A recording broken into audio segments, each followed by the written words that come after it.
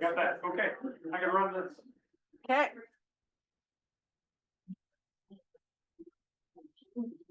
Hello, everybody. So we are the Coffee Farm. Do this. And I'm Adrian, Tarn behind me, and our son George, who is a night owl, so he decided he didn't want to come to these presentations and stuff. Well, we decided to do a logo, and that's it there. And I'll hand it off to Tarn, let him talk about maps. Okay, I assume most everybody in the room knows where Nenana is, right? Nenana, everybody knows where Nenana is? Here. Okay, Nenana, everybody knows where that's at. The red line and the yellow is the new bridge that was put in and the road headed out. Fine, the road headed out. Next slide. This is the Nenana Ag project. The outlined area here is 140,000 acres. This is 30,000 acres. The state was gonna go with 2,000 acres per phase to roll it out slowly, get input, figure out what to do, what to change. So when you see the shapes of the fields on this map, to the state of Alaska, none of this is set in stone. They are open to interpretation. They do not know what people want and what needs to happen. So that's all fluid. Phase 1A is done, surveyed, that's the one we're on. Phase 1B is surveyed, and that's the next phase of a go for auction when the state's ready. They're trying to figure out this time. Next slide. Okay, these are our parcels circled in red. We bid on quite a few. Initially, we got 3 of the ones we bid on, and we added 2 more in the over-the-counter sale for a total of 225 acres. Main road, the Totchaket road is there. Secondary road is there. There were no other roads in at the time. There's right of ways of Mose Road and Kohlrabi Road, which the state is currently, they're building or almost built. That was part of the agreement when you bought the land. Okay, corn. We're sharing, sorry guys. Sure. So this is where we started, was in our backyard. About 50 foot of corn, and from 2015 and on to the farm. And the next picture is us of George and I and Tarn out scoping the Nenana Totchaket phase 1A. I'll let Tarn talk about this one. Okay, aerial photo of the property. You can see it's dotted by lakes and gentle rolling hills. It's old sand dunes, basically from the mountain all the way out to the Nenana River is, Dune Lake. If you've ever been out in that area, it's all sand dunes. So one thing to remember, in our area, there is no rocks. The closest rock is 400 foot down or thereabouts. The sand goes about that deep. So it's kind of nice not having rocks. The downside is you're gonna build anything, you gotta pack the rocks in. There's lots of lakes in the area. We chose this spot in particular because of its proximity to water for irrigation. Well, when you stepped off the road, that's what the land looked like. Fire burned it about 8 years prior.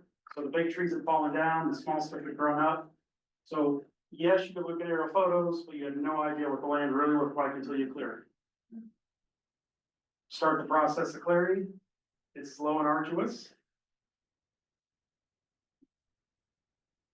So we chose to go the path of a mulcher. So it's a skid steer with a mulcher head built on it. Well, purpose built for it.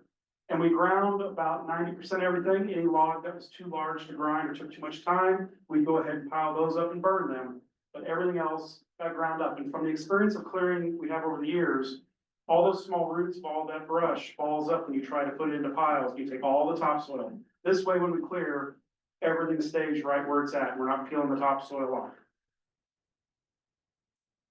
Couple pictures of our collie dogs out enjoying. You can see the material that leaves. It's bigger in some places and smaller in others. It depends how much time you want to spend mulching. After September 1st, we're burning piles.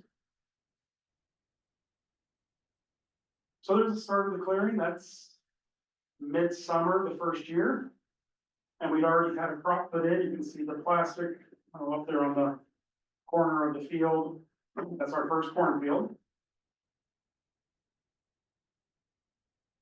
It's stretched a little. We needed a place for storage. We got an insulated trailer van at the auction, brought it out. They gave a nice place to get stuff out of the weather and stage from. You have to have some central location.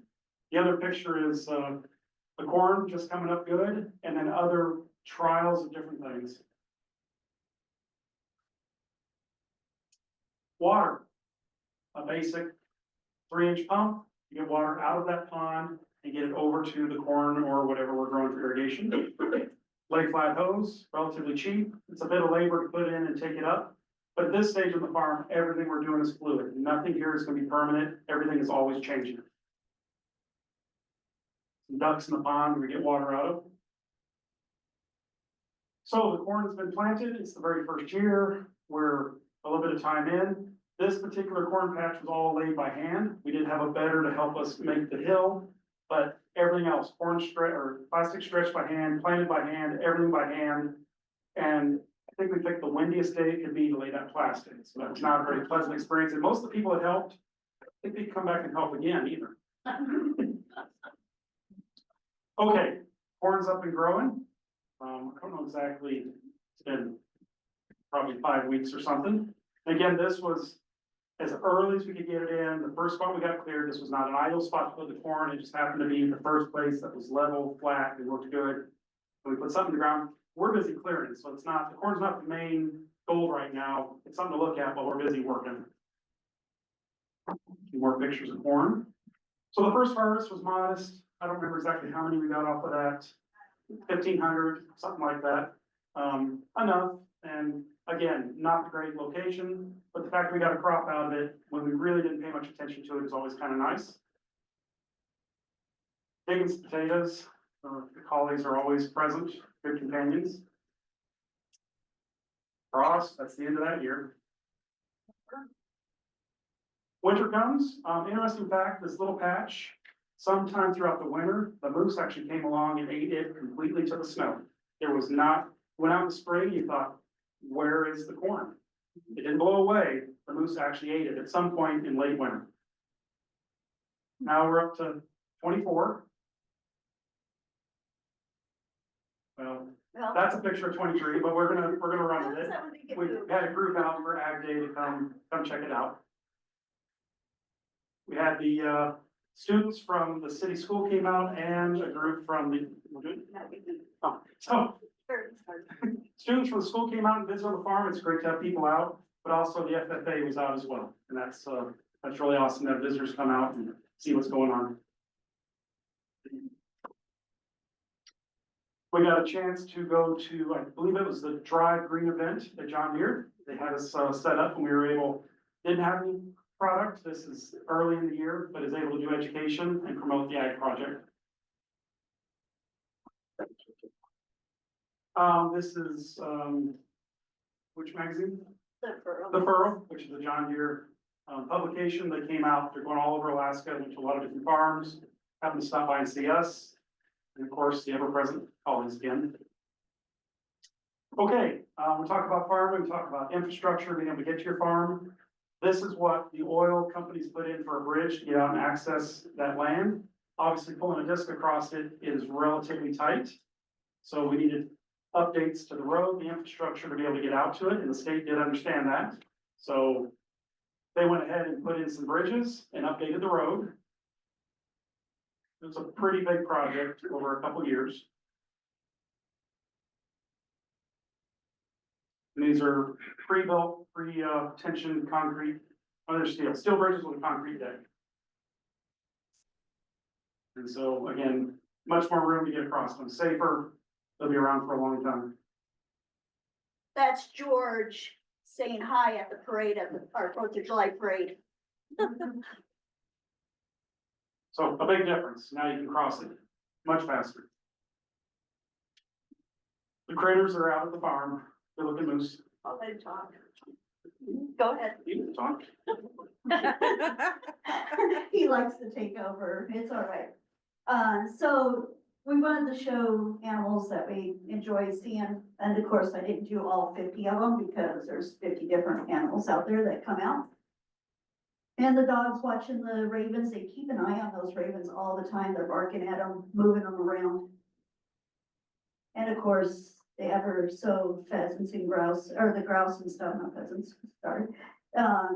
Love watching them. We probably had about 60 different families up and down the road. We probably got about 100 flock on our farm. This was interesting. This owl and her baby chick over there was down by the culverts, getting water, and she was fishing. And I'll let Tarn take over again. So the first year we threw some crops out, one of them was rye, and it was pretty interesting because it grows one year and then it heads out the next year. So the fact that the rye survived the winter on the top of a hill in the worst spot possible was absolutely amazing. And it came back the second year and did very well. Starting plants, we do some starts. This is just a few in the garage. I think everybody does that. Some strawberries. And they produced. So the birds ate them. Till the birds ate them. Okay, so now you're getting everything cleared, we got a disc. Time to get ready to plant. So this is year 2, we have a mulch layer that also lays the drip tape all in one run. You're starting to do scale, this is very important because again, the crew's not gonna come back and help us do it by hand. We need a mechanician to do this. And then we have a planter that pushes the seeds through the plastic and into the ground as you walk along. That's the stopgap until the next size planter comes along. Beautiful rainbow. Okay, brand new field, we're learning. So when you see all the wood in the ground, like everybody knows, it robs nitrogen out of the dirt. It also makes a bed that's not the best for seed to soil contact. So in this particular field of a little over 3 acres, you do see thin spots where the corn didn't come up well or didn't come up at all, which we knew was gonna happen. But this came back to, we wanted to get something in the ground, get some data, and get things moving forward, good as any. There's corn coming up out of the plastic after, oh, it's probably a week and a half or something. Of course, the corn is silken. Or color dogs. This is where we planted some of the vegetables, everything from tomatoes, peppers, and pumpkins, potatoes. None of this was necessarily meant to do a whole lot other than nobody's growing anything out here. We thought we'd throw some on the ground and see what actually comes up and what happens. Oh, and that's oats over there. When you have a planter and you only have a certain amount of different grains or crops to try, I just put it in and made a rainbow in the field. I put mustard on one side, radishes in the other. It actually came out kind of interesting. There's some sunflowers in there too. This is back to that rye, mid-year, looking pretty good. And it's almost there, starting to turn brown. This is some hard red spring wheat, and again, some peas. We planted lots of different things, again, it's still clearing, doing things. None of this was necessarily meant to be harvested, other than just to use the planter and learn how to work everything there is.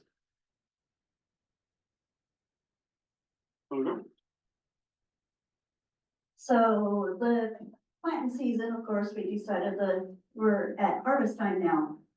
So Tarn's picking the corn, putting together boxes, and George was out there putting boxes together and helped picking as well while I was putting boxes in. Then we're putting 48 ears per box, so you don't want to lose count each time you're counting. And then, of course, the boxes, and then we stickered the boxes that would go to Charlie's Produce.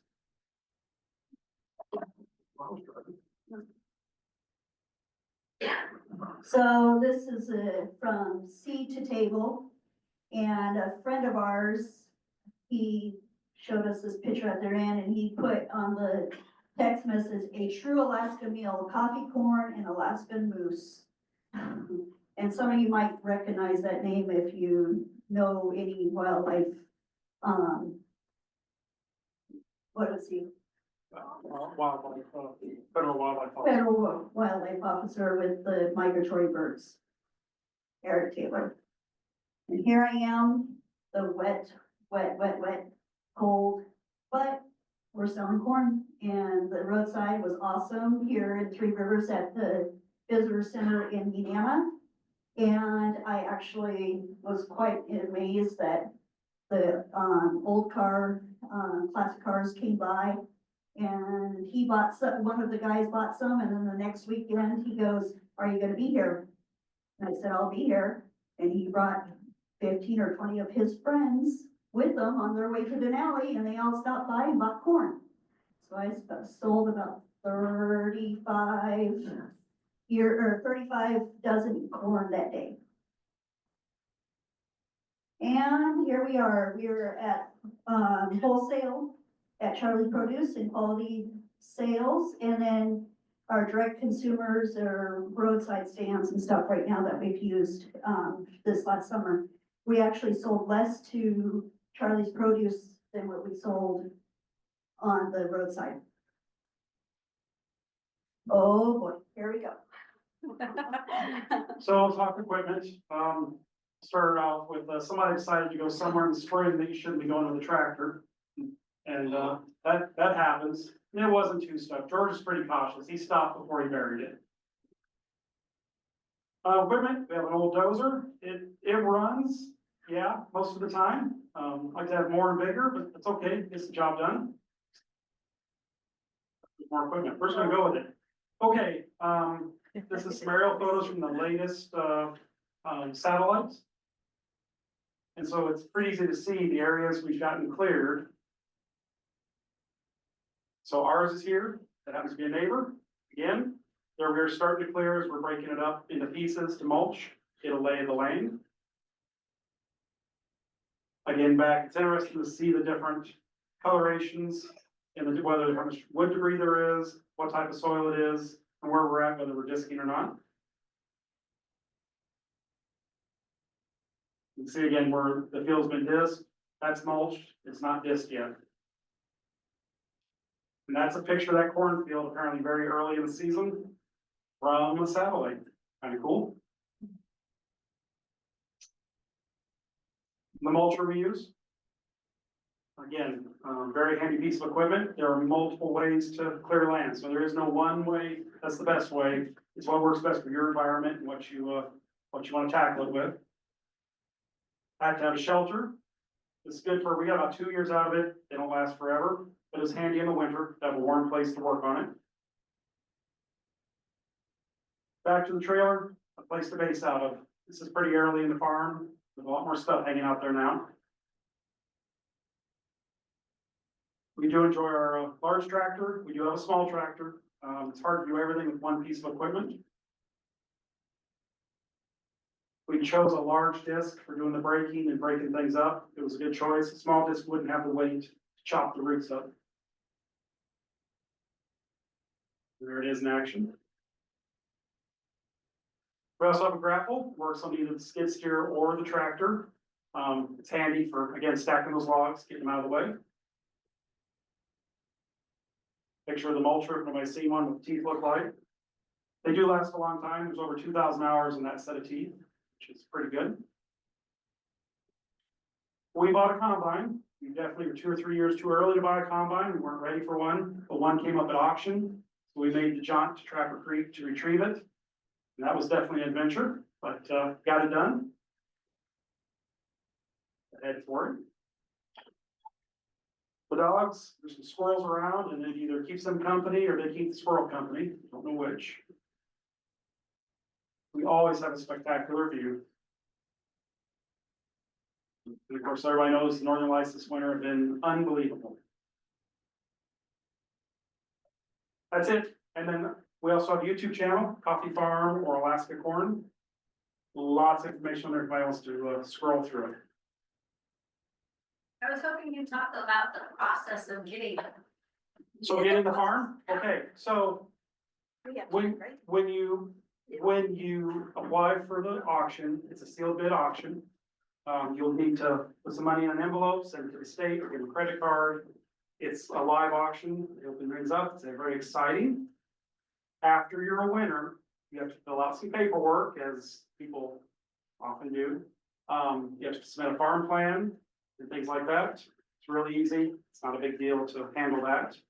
Um, Compass oil and water. yeah, soil and water helps you with that. Yeah, it's really a simple process, really. If you do not win, they do mail the money back to you. So it's not like you're out anything other than losing the parcel. No, it's real simple, and we're looking forward to another auction. We need the state to move the process forward. So I encourage anybody who's interested to contact the state. All right. Vegetables that you planted, tomatoes and all that type of stuff, that you planted, haven't come up. The tomatoes did really well, and everything we planted on the garden side was not under plastic and it was not loved, it was drip irrigated. The tomatoes did pretty well, the peppers did well. Our pumpkins and melons didn't do so well, and it's an us problem, I'm pretty sure. The cold weather, cold weather. Well, it's a year or two, but it just, I think we held them too long, like all that stuff, you try to plant a pumpkin inside, you're going, it's time, it's going, no, it's not, and, yeah. The plastic for the corn, how does it get water? Do you irrigate that or? We drip irrigate that, you could do flood irrigation between it, I think it would work too, but with corn, to give corn extra good nitrogen mid-season, it's hard to get that under, and drip gets it right to the roots, which is good through liquid fertilizer. You guys have plans for a fence because, okay. Because, well, See any fences? No, not yet. we're not too, so far the moose have not affected it, I will say they won't. But they'll walk through the field till it gets about knee high, and then for some reason, when it's chest high, the moose walk up to it, and you'll see them actually stop and walk around that field, which is the darndest thing. Other stuff like cabbage and, oh, you're just kind of. Yeah. Well, yeah, corn, we have some plans for some beans, if it's mechanically harvestable, we're interested in it. Hmm. So, questions? Has your pond water level changed yet? No, not yet. We did go ahead and apply for, water rights. We got that received. The state did come out and actually do an on-site inspection. We asked for 19 million gallons. And so they wanted to actually come look at it and they determined there was no problem. Which is nice. And there's no fish in that pond. Fishing game has no interest in it whatsoever, which is nice. That's important to know what you're dealing with, obviously. Hey, Mark. Do you have any neighbors yet? Yes, we do. The Bowmans have, possibly done some clearing. Joe Adams has done some clearing, and he's gonna be doing seed potatoes this next spring. Tim Van Zant, he's moved in on his property off and on. They've been living there. And, That's at the moment. in Case Painter, him and his family have been out there for like the full time. So we have a few people, which is nice. Good to see activity. And then we got a couple others that have done a little bit of clearing and should be moving out there this summer. I was gonna say, we have a YouTube channel, so I have to do the shameful plug, Alaska Corn. So you can go there and see what we've done. You'll be able to answer some more questions that you might have. May 24th, we have Ag Day in Nenana.